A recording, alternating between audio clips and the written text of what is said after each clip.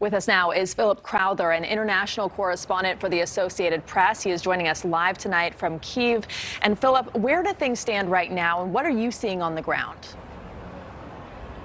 Well, look, things still calm here in the capital city of Ukraine, in Kyiv, but there are fears here that could change in the coming days, because you might remember that it was Secretary of State Anthony Blinken who first said that this city would be a target in an invasion by Vladimir Putin's Russian troops. Now, what we're seeing in the east of the country is where the escalation is actually happening. Now, that is where there has already been a war for 8 years between the Ukrainian military and Russian-backed separatists. There has been increased shelling there over the last 48 hours, more casualties as well, 2 Ukrainian soldiers dead, according to the Ukrainian military. And there are also those fears that you've heard about already, that Russia might be creating a false flag operation, creating that pretext for it to invade Ukraine, possibly in the next few days. We're seeing other indicators of an escalation. For example, France and Germany, just 2 of the countries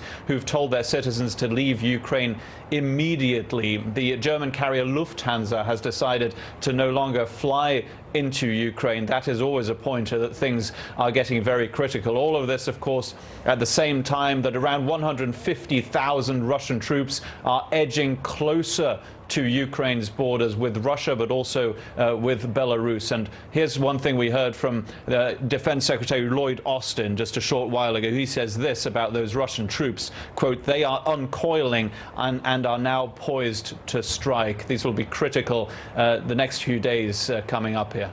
Yeah, and we've heard from U.S. officials and Ukraine's president that diplomacy still is on the table. How are diplomatic efforts shaping up? Are we running out of time?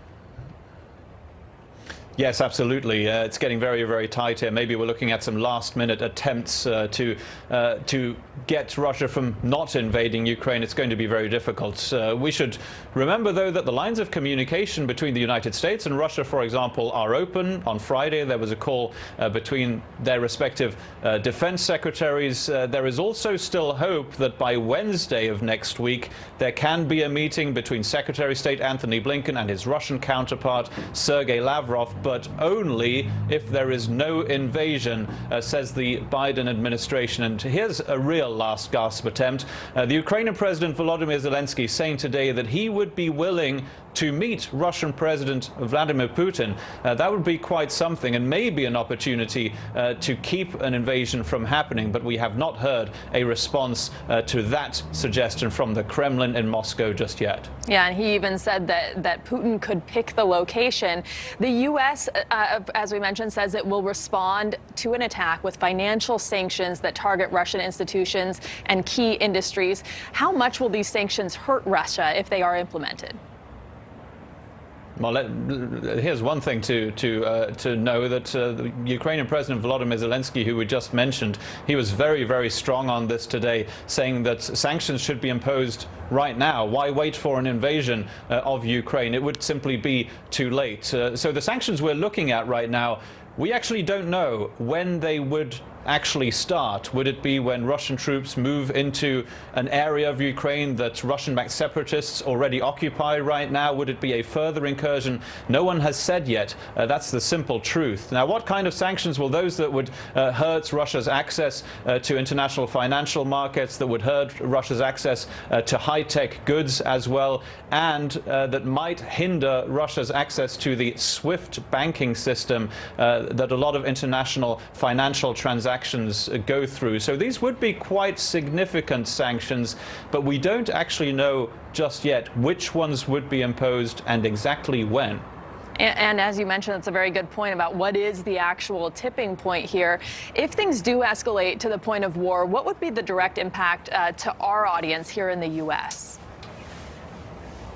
That's a good question. It all depends on how big a war in the future could be and when an invasion by Russia of Ukraine would happen. Now, we just mentioned access to the SWIFT banking system. That would affect the United States, by the way, as well, and the likes of Germany. That's why those are 2 countries who are a little bit reluctant to impose those sanctions.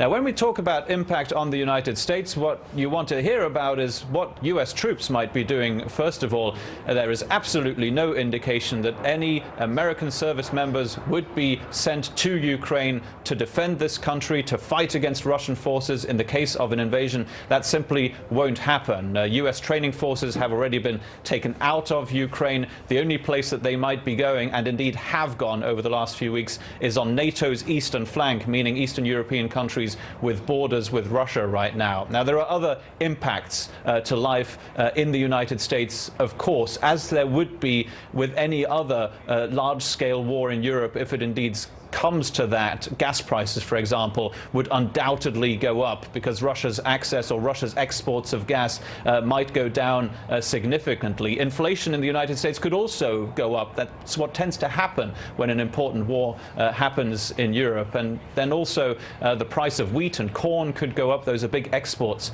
from Ukraine. There will be an impact on the U.S. economy. All right, Philip Crowther, thank you so much for staying up with us. I think it's 2 a.m. there. We really appreciate your insight tonight. Thanks for watching. Click the red subscribe button below so you can get more of NewsNation's fact-driven, unbiased coverage.